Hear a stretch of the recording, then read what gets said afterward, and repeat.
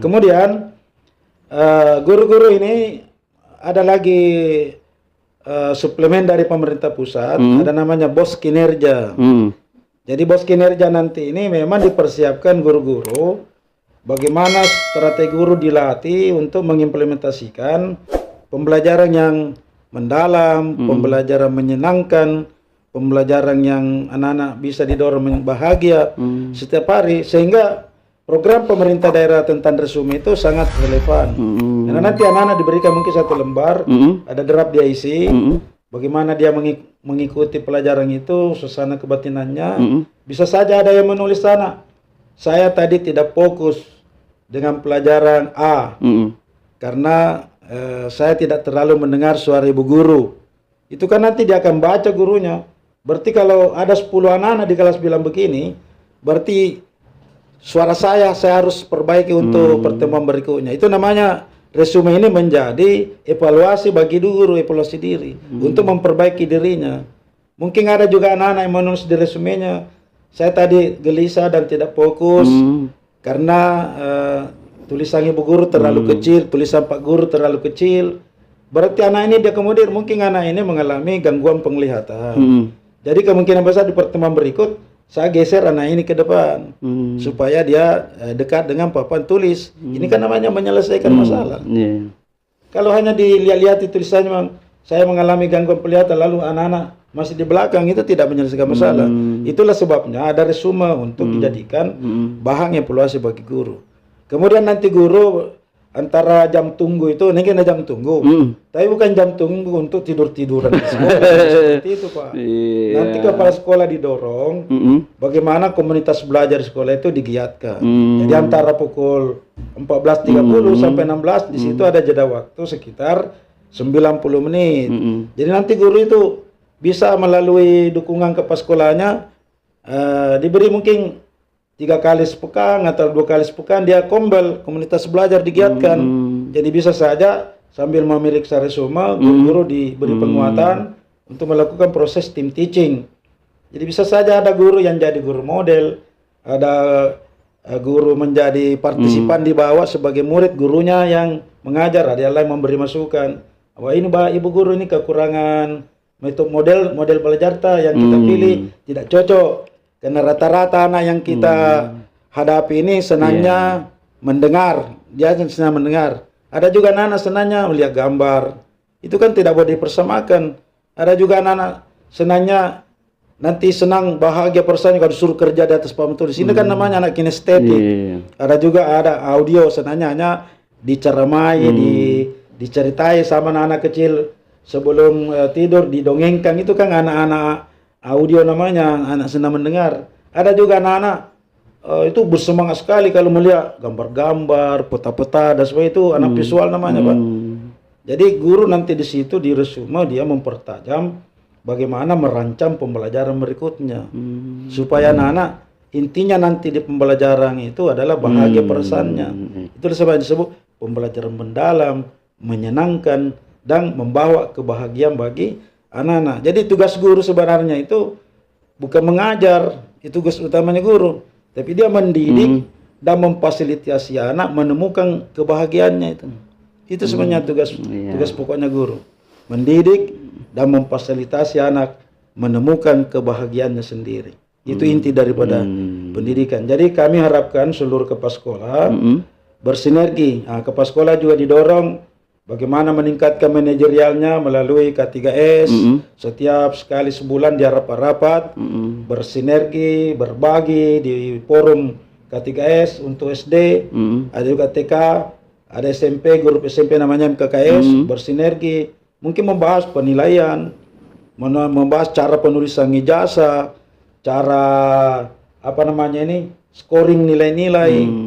Itu banyak sekali yang bisa dibicarakan. Jadi pemberdayaannya itu tetap dimonitoring oleh Dinas Pendidikan dan Kebudayaan sebagai regulator. Kemudian lebih lanjut terkait dengan program MBG dan 5 hari sekolah nanti, karena ini kan awal mula mensinergikan antara program pemerintah asupan gizi. Jadi kami di Dinas Pendidikan pada pertemuan beberapa waktu yang lalu, program pemerintah ini harus terukur Pak.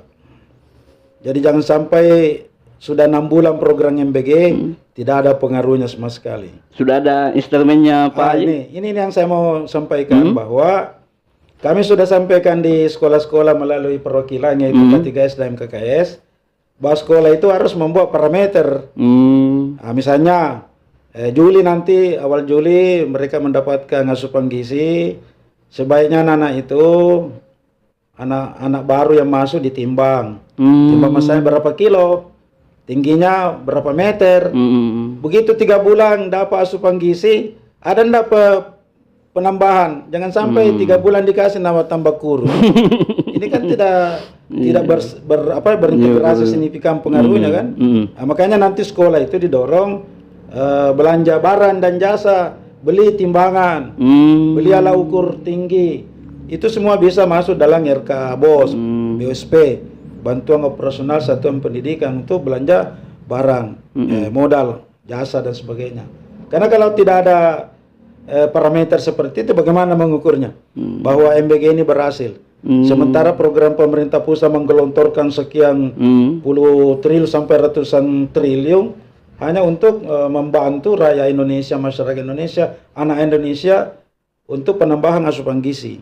Nah, asupan gizi ini bagaimana mengukur prevalensinya? Itu dengan cara membandingkan antara asupan gizi pertama, MBG pertama, sampai MBG seterusnya. 2 indikator itu bisa dijadikan parameter, yaitu apakah ini bertambah massa badannya atau tetap, ataukah adakah pertumbuhan tingginya, ataukah masih kerdil seperti itu. Nah, ini semua tugas sekolah. Tentu nanti akan memberdayakan UKS, guru-guru UKS itu yang, apalagi kalau ada sekolah yang seperti SMP 1 bekerja sama dengan Puskesmas, setiap bulan ada tim dari Puskesmas untuk melakukan prevalensi, mengukur tinggi, mengukur massa badan, sehingga nanti ketahui bahwa program ini berhasil. Jadi ingin saya tegaskan bahwa tidak ada guru ASN maupun tenaga kependidikan ASN yang boleh mengatakan bahwa ini program berat, karena ini program pemerintah. Jadi semua guru ASN, tenaga kependidikan adalah bagian dari pemerintah. Dan harus siap untuk itu, harus. Dia kan adalah orang pemerintah, menyelenggarakan pemerintahan di bidang pendidikan, apalagi di Dinas Pendidikan selaku regulator pendidikan di Kabupaten Bulukumba. Tugasnya itu adalah melakukan monitoring, melakukan evaluasi. Jadi nanti itu setiap sekali sebulan ketua K3S, MKKS, pengawas diundang. Laporkan bagaimana progresnya ini MBG, bagaimana progresnya 5 hari sekolah, bagaimana yang masih 6 hari sekolah, apakah siap atau tidak. Itu kan nanti akan kelihatan progresnya pada saat rakor. Tentu tidak serta-merta langsung diperintahkan itu laksanakan ini, tidak bisa, karena itu kewenangan pemerintah, harusnya kewajiban pemerintah menyediakan itu. Tapi kami mau maaf karena sampai hari ini pihak SPPG itu belum banyak di Bulukumba, belum banyak pihak rekanan atau kelompok masyarakat berbadan usaha sudah mengajukan proposal ke pemerintah melalui BGN, perwakilan BGN Bulukumba, tapi info yang kami dengar belum terseleksi dengan baik, masih ada syarat-syarat yang lain yang harus dipenuhi. Tidak serta-merta begitu mengajukan proposal langsung di ACC, tidak, karena banyak sekali syaratnya. Pemenuhan gizinya berapa miligram per ini, banyak sekali Pak, karena itu bukan satu ompreng itu yang dari aluminium, banyak sekali, ada nasi, pemenuhan karbohidrat, protein melalui ikan, daging, telur, tahu, tempe dan sebagainya. Kemudian pemenuhan zat-zat besi lainnya dari sayur-sayuran, vitamin-vitamin dari buah-buahan, itu kan terukur semua. Cuma porsinya kalau anak TK sampai anak kelas 2 SD itu kan sama. Yang beda porsinya kelas 3 sampai kelas 6 lain lagi, kelas 7 sampai kelas 9 lain lagi.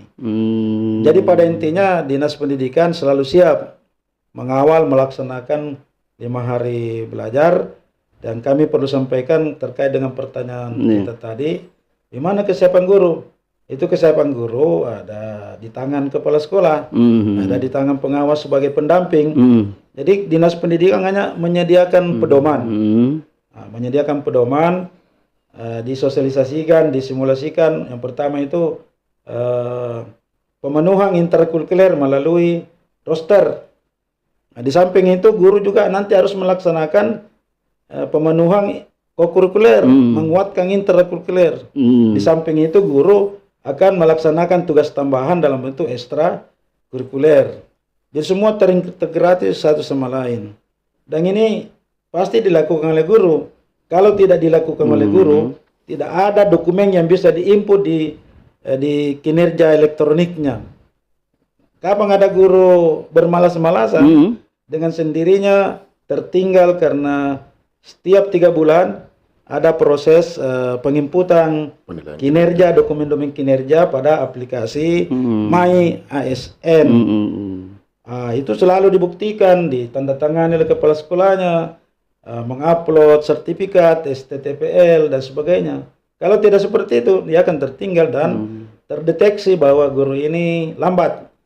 Guru ini tidak melaksanakan tugas dengan baik dan akan berpengaruh pada proses predikat kinerja. Jadi kami dari Dinas Pendidikan sangat yakin bahwa program ini akan berjalan dengan baik. Kemudian pihak sekolah, kepala sekolahnya melalui K3S sebagai garda terdepan, itu akan bersinergi dengan baik melalui pertemuan-pertemuan rutin. Jadi kalau misalnya ada kepala sekolah yang tidak paham ini, berarti tidak ada 2 kemungkinan. Mungkin tidak ikut rapat kerja di K3S. Kalaupun mungkin itu, ya mungkin dia tidur. Bisa saja terjadi seperti itu, sehingga tidak ada info yang masuk. Nah, jadi kalau semakin banyak sekolah yang bertanya, berarti itu indikator bahwa tidak tersosialisasikan dengan baik di pihak akar rumput. Kalau di pihak dinas selalu rutin ada pertemuan-pertemuan. Apa konsekuensinya jika ada kepala sekolah yang demikian, Pak Haji? Saya kira kalau dia guru PNS atau ASN, apakah dia PNS atau P3K, itu kan pakemnya sudah ada, Pak. Jadi sudah diatur di dalam peraturan pemerintah nomor 94 tahun 2021 tentang disiplin pegawai negeri sipil. Ada juga diatur tentang kode etik aparatur sipil negara. Kemudian ada juga proses kinerja. Semua parameternya lengkap kalau guru ASN. Jadi apalagi kalau di Bulukumba ada tim Satgas. Di kita di Bulukumba itu ada tim Satgas menangani permasalahan-permasalahan pendidikan. Jadi kalau ada laporan bahwa ada guru yang kurang aktif melaksanakan tugas, pasti dipanggil klarifikasi di tim Satgas. Dan itu konsekuensinya ada, Pak. Teguran tertulis pertama, teguran tertulis kedua, teguran kan sampai di pemberhentian gaji. Wah, hati-hati nih guru ini. Ada pemberhentian gaji. Dan ada tenaga kependidikan sudah sampai di pemberhentian permanen. Nah itu panjang itu, Pak. Prosesnya sangat panjang. Jadi kalau ASN itu proses pemberhentiannya sangat panjang. Tidak serta-merta. Kecuali kalau memang dia yang sudah tidak mau, nah itu pasti kasih tindakan disiplin berat. Kayak itu disiplin ringan, disiplin sedang, disiplin berat. Kalau disiplin sedang tadi ringan paling teguran lisan. Kalau sudah disiplin menengah itu sudah tindakan skorsing. Kalau sudah disiplin berat mungkin pemberhentian gaji, batas waktu tidak ditentukan, sampai kalau ada atasan langsung menulis pernyataan tidak puas ke kepala dinas atau ke bupati, maka guru yang bersangkutan itu sudah tahap proses pemberhentian. Jadi saya pikir pakemnya sudah lengkap. Ibaratnya proses berwudu, proses salat sudah ada rukun-rukunnya, Pak. Iya, sudah jelas, Pak. Jelas rukunnya. Jadi yang mana wajib, yang mana sunat, yang mana mubah makruh, sudah jelas bagi guru. Iya. Pak Haji, tadi disebutkan ekstrakurikuler. Nah, bagaimana nasibnya ekstrakurikuler ini dengan jam sekolah lima hari sekolah ini, Pak Kasek? Ya, ini malah lebih bagus Pak. Ada waktu, misalnya di sore hari kan, ini school camp ada pendataan siswa Pak sesuai dengan minatnya. Jika mungkin pulang istirahat dulu mungkin 1-2 jam, itu kan biasanya di 6 hari sekolah itu seperti itu Pak. Biasanya setelah pulang ke rumah dulu istirahat, dia sore itu sudah ke sekolah lagi untuk melaksanakan latihan. Dengan pemberlakuan 5 hari sekolah ini tentu ada ruang waktu Pak, kan gurunya ada di sekolah. Iya, sampai jam 4 ada waktu mungkin 1 jam untuk membimbing, melatih, mendampingi peserta didik yang memilih satu jenis ekstrakurikuler atau beberapa ekstrakurikuler lainnya. Itu dipetakan nanti Pak di pembagian tugas. Guru A misalnya menangani ekstrakurikuler ini, guru B menangani ini.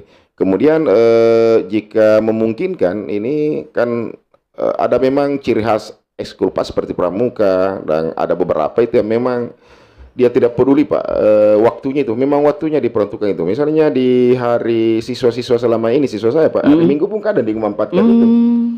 Dengan adanya hari Sabtu Pak, bisa kalau memang tidak ada jadwal di orang tuanya mau berlibur dan sebagainya, mungkin bisa dipakai pagi hari Pak untuk latihan ekstrakurikuler. Jadi waktu untuk ekstrakurikuler ini lebih banyak Pak di 5 hari sekolah ini. Ya, malah di hari Sabtu tadi yang disebutkan bisa lebih panjang waktu. Bisa lebih panjang waktu Pak untuk latihan.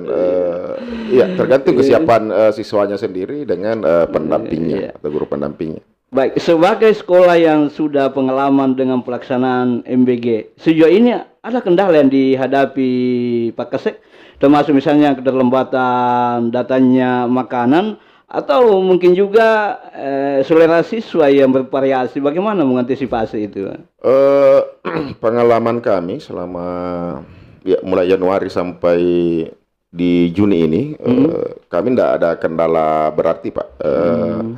Kebetulan dapur yang menangani SMP saat itu ya luar biasa. Jadi hampir tidak pernah Pak ada keterlambatan. Jadi dulu itu Pak paling lambat jam 9 itu sudah ada makanan, sudah terdrop. Ini kan SMP 1 Pak harus penanganan harus memang jadi perhatian karena jumlah omper yang harus dibawa itu banyak Pak, ini hampir 1000. Jadi memang perlu diantisipasi. Jadi jam 9 itu Pak paling lambat dapur itu sudah standby, sudah dihitung per kelas itu, sudah tinggal bunyi bel, siswa sudah bisa lakukan. Kemudian untuk variasi makanan itu sudah diatur menunya Pak oleh badan gizinya ini, karena memang ahli gizi yang mengatur bahwa di poladeng itu, hari pertama, kedua, ketiga itu beda Pak. Nanti biasanya berulang lagi mungkin di minggu ketiga atau apa. Jadi memang sudah diatur sedemikian rupa. Satu hal barangkali Pak, ini siswa kadang minta bahwa seperti ini itu tidak boleh karena ini kan pemenuhan gizi Pak, sudah diatur polanya. Kemudian kadang juga siswa tidak ada lomboknya misalnya. Memang kan tidak seperti itu MBG.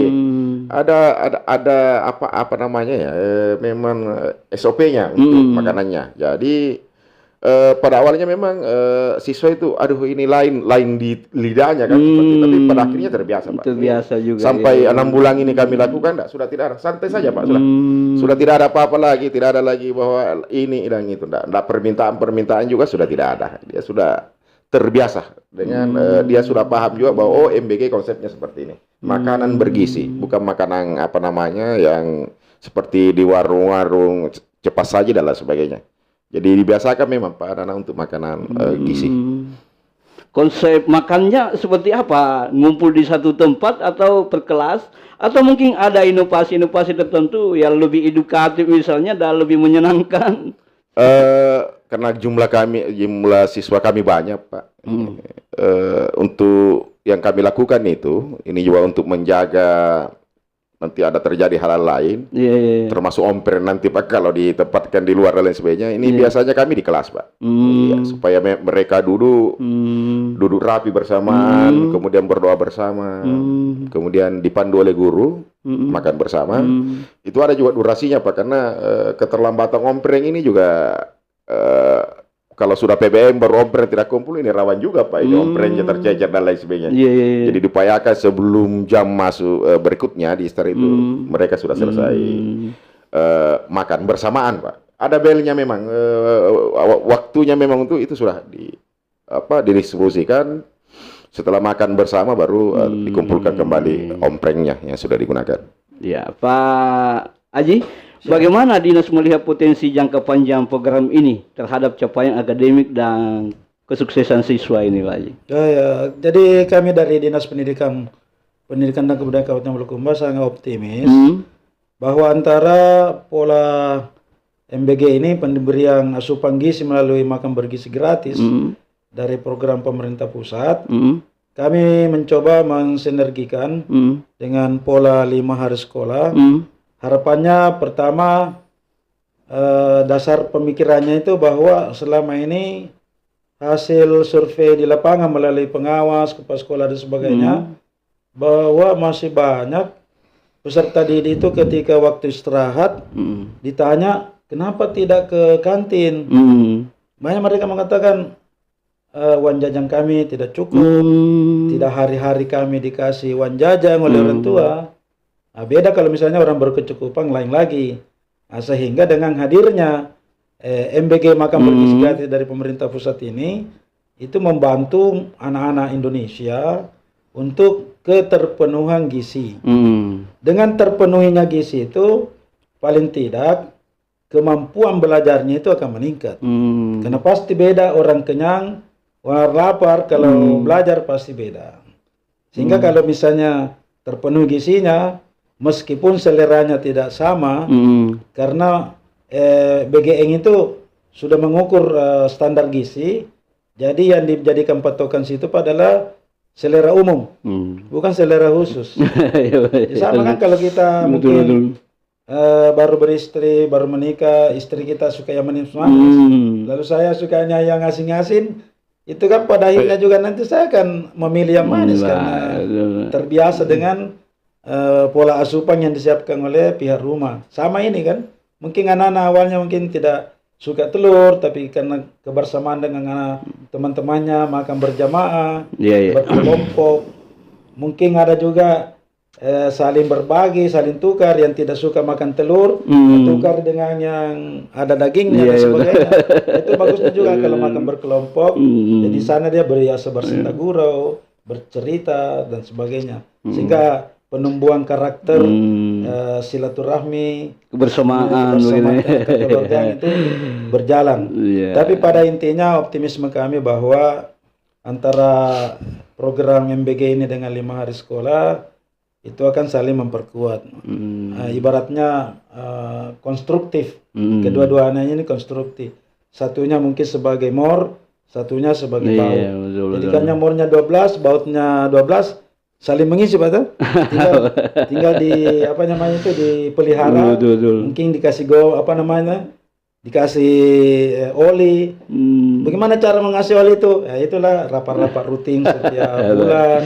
Ada monitoring dan evaluasi. Ada kepala sekolah, apa kekurangannya sana? Apa kelebihannya? Bisa saja nanti antara kepala sekolah 1, kepala sekolah 2 disuruh bercerita, berbagi informasi di rapat rutin. Coba sampai 1 bercerita tentang pengalamannya. Mungkin sekolah lain tidak seperti itu saya bilang. Mungkin dia pulang di sana dia benchmarking di sekolahnya. Apa yang ada di SMP 1 yang baik, dia pindahkan ke SMP 8, Bulukumba misalnya. Sehingga orang mengatakan, kok ini pola kita sama? Ya, enggak apa-apa. Meniru yang baik itu yang bagus. Iya kan? Jadi intinya Pak, MBG ini akan dengan 5 hari sekolah itu, pertama kami optimis dari Dinas Pendidikan ketercukupan gizi anak itu secara bertahap akan terpenuhi secara nasional.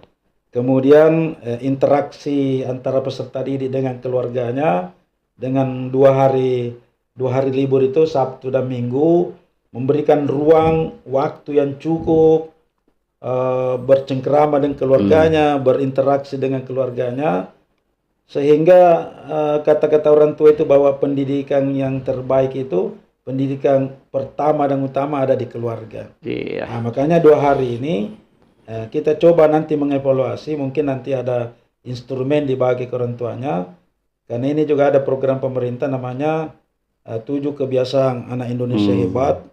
Itu kita mencoba memantau apakah anak ini cepat tidur kalau malam, cepat bangun untuk beribadah, apakah dia rajin berolahraga, dia makan makanan bergizi, kemudian bermasyarakat, rajin belajar, itu nanti akan terukur. Nah, sehingga untuk generasi emas tahun 2045 itu kita optimis bahwa itu bisa tercapai. Jadi mari kita optimis dengan program pemerintah pusat, MBG, dengan program pemerintah daerah Bulukumba, dengan 5 hari sekolah. Tapi ini tidak mungkin langsung lancar. Pasti ada evaluasi, monitor evaluasi, di mana kelemahannya, apa hambatannya, terus apa kekuatannya, peluang apa yang bisa disinergikan dengan kekuatan, bagaimana menggunakan kekuatan untuk memperkecil hambatan dan ancaman. Itu nanti akan kita padukan kekuatan, kita padukan dengan peluang untuk memperkecil adanya hambatan-hambatan dan ancaman. Bagaimana caranya? Itu tadi, seperti tadi baut nomor, dikasih oli, kasih gomo, itu tadi Pak. Bagaimana rapat koordinasi, rapat rutin di tingkat dinas, di tingkat MKKS, di tingkat K3S. Jadi mungkin ada nanti kepala oknum, kepala sekolah yang tidak proaktif, itu mungkin yang nanti akan dievaluasi. Jadi kalau memang tidak bisa mendukung program pemerintah pusat maupun daerah, berarti itu kalau Mai Rama itu namanya terlalu. Sungguh terlalu. Ya, baik Pak Haji, Pak Kasek, kita sudah masuk di sesi terakhir dari diskusi kita pada kesempatan kali ini. Sekaligus mungkin ini menjadi bagian dari closing speak. Ya, mungkin ada hal-hal yang mau disampaikan Pak Kasek sekaitan dengan diskusi kita. Ya, terima kasih Pak ini diundang kami berdiskusi. Ada banyak hal yang kita bisa simpulkan dari diskusi hari ini. Sebenarnya kami selalu sering sama Pak Haji, tapi untuk diskusi tertentu kadang jarang terjadi. Ini betul-betul dipandu, diarahkan untuk bisa saling memberikan pandangan apa sebagainya. Iya, terkait pelaksanaan 5 hari kerja, kami di Satuan Pendidikan ini tentunya harus siap. Bukan berarti bahwa karena ada perintah kemudian kita tidak. Kami memang dari awal direncanakan dan diberlakukan, itu tentunya jauh-jauh hari sudah menyiapkan. Terkait MBG Pak, ini luar biasa dampaknya. 6 bulan lah, Januari sampai Juni. Ini banyak hal Pak yang berubah dari peserta didik yang biasanya kadang makan yang makanan seperti saji, ini sudah mulai terbiasa Pak. Ya, makan sayur, makan telur. Yang awalnya itu telur kayak jarang dia sentuh Pak. Telur rebus. Yang dia biasanya mau makan itu ada telur yang goreng itu, dadar dan lain sebagainya. Itu banyak permintaan dulu, bagaimana kalau didadar, oleh Badan Gizi memberikan edukasi. Tidak seperti itu. Nah, ini ada polanya, hari ini harus direbus dulu kan seperti. Pada akhirnya itu terbiasa. Ya, sudah ini akhir ini sudah tidak ada lagi misalnya penyampaian bahwa anak-anak tidak suka telur lagi dan lain sebagainya. Sudah tidak ada Pak. Ini di akhir ini sudah betul-betul sudah kondusif, tidak ada. Terbiasa. Kemudian yang kedua Pak, dampaknya MBG ini di sekolah, ini anak-anak itu uang-uang jajannya ini Pak. Ini kan tidak hampirlah sebagian yang belanja karena sudah itu kadang disimpan, ditabung, kemudian dibelikan misalnya buku atau media-media pembelajaran lain. Ini banyak saya lihat Pak, siswa-siswa itu beli ini, wih hebat ini, dari uang jajannya dia tabung. Kemudian yang kedua, tadi sudah disampaikan oleh Pak Haji bahwa ada anak ini yang kadang uang jajannya terbatas Pak. Ini kan tidak semua kemampuan ekonomi orang tua. Itu sangat terbantu Pak. Iya, mereka dengan bawa uang 2.000 sudah cukup. Karena ada makanan untuk dia tidak lapar sampai jam pulang. Sudah diberi bantuan. Jadi sekali lagi ini program MBG luar biasa. Kami sudah, jadi mungkin SMP 1 lah yang paling awal kan, di awal Pak, piloting itu 5. Sudah mulai Januari kami sudah melakukan sampai dengan di bulan Juni. Ini nanti kita akan evaluasi lagi Pak di dampaknya di 5 hari. Bagaimana? Karena ini pola makannya bergeser ke pukul 12. Jadi itu akan kita evaluasi lagi seperti apa dampaknya pada siswa. Kemungkinan karena ini memang jam makan siang Pak, itu mungkin jauh lebih bermanfaat Pak. Nah, dia waktunya memang untuk makan pada saat itu perlu diasupan untuk pembelajaran berikutnya. Jadi nanti mungkin di awal-awal kita coba apakah mereka yang makan setengah-setengah dan lain sebagainya apakah bisa bertahan sampai jam pulang. Ini ada dampak Pak di 5 hari kerja nanti terkait dengan makanan bergizi ini, karakteristik anak-anak untuk memakan itu. Ya, biasanya kan Pak, mungkin ada anak-anak yang pola makannya memang sedikit jadi dia makan Pak, ya karena baru jam 10 ya mungkin tidak dihabiskan dan lain sebagainya. Tapi kita mau lihat ini nanti di jadwalnya di pukul 12. Apakah ada pengaruh ya signifikan antara terlambatnya ini karena memang jam makan siang sehingga nanti itu betul-betul MBG sangat-sangat bermanfaat bagi mereka. Baik Pak Kasek. Pak Haji, ada yang mau disampaikan sebagai penutup pada diskusi kita Pak Haji? Baik, terima kasih. Jadi kami dari Dinas Pendidikan dan Kebudayaan Kabupaten Bulukumba ini melihat secara makro dan mikro bahwa tahun ajaran 2025-2026 sesuai kewenangan pemerintah daerah Kabupaten Bulukumba, kami melihat hipotesanya bahwa ada hubungan antara meningkatnya angka partisipasi murni APM, APK dengan digelontorkannya atau dilaksanakannya program makan bergizi gratis. Kemudian dari laporan penyelenggara sekolah, itu kepala sekolah dan panitia SPMB, itu didapatkan informasi bahwa tahun ajaran baru 2025-2026 tingkat partisipasi meningkat sampai 5%. Berarti kalau ibarat statistik penelitian, ini ada hubungan atau korelasi langsung antara pemberian MBG dengan kebijakan baru pemerintah daerah, yaitu membantu orang tua dan murid terkait dengan penyediaan baju seragam. Jadi tahun ajaran baru ini untuk anak-anak SD, ini baru SD Pak, kebijakan kan masih terbatas.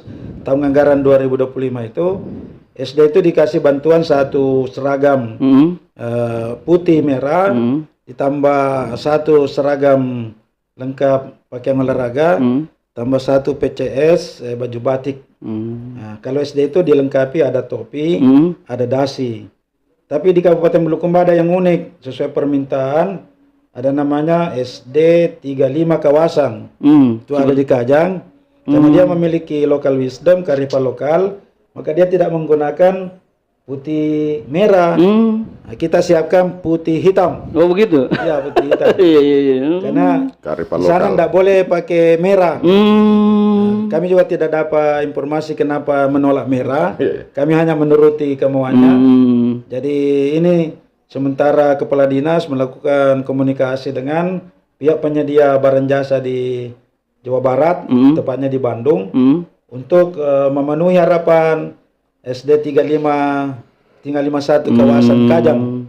Nah, sehingga nanti diharapkan tahun ajaran akan datang lagi bisa bertambah melebar sampai PAUD taman kanak-kanak. Tapi untuk sementara waktu ini UTN SMP juga akan disiapkan satu seragam putih biru, satu seragam olahraga dan satu PCS baju batik. Jadi harapannya ini angka partisipasi murni dan angka partisipasi kasar tiap tahun itu meningkat. Nanti kan ujung-ujungnya antara pemberian MBG diharapkan kalau nanti hasil verifikasi evaluasi setiap sekolah setiap bulan indeksnya apakah bertambah tinggi, bertambah masanya dan sebagainya, diharapkan juga IPM Bulukumba, indeks pembangunan manusia Bulukumba itu meningkat setiap tahun.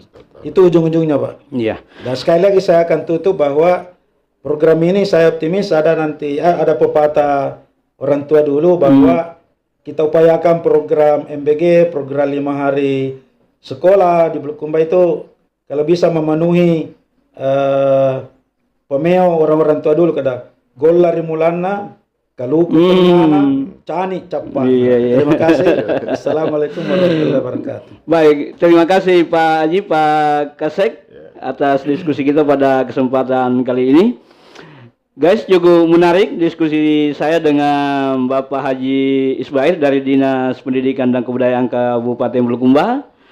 Juga dengan Bapak Ansar Lenge, Kepala Sekolah SMP Negeri 1 Bulukumba. Luar biasa, banyak hal yang tersampaikan pada kesempatan kali ini. Mudah-mudahan ada hikmah yang kita bisa petik dan mampu mencerahkan apa yang kita diskusikan. Dan akhirnya, jangan lupa channel ini di subscribe, komen, like, dan di share agar channel ini terus bertumbuh dan berkembang dan bisa memberikan manfaat buat kita semua. Pak Haji, Pak Kasep, terima kasih atas waktunya pada kesempatan kali ini. Dan akhirnya, wabillahi taufiq wal hidayah. Assalamualaikum warahmatullahi wabarakatuh. Waalaikumsalam warahmatullahi wabarakatuh.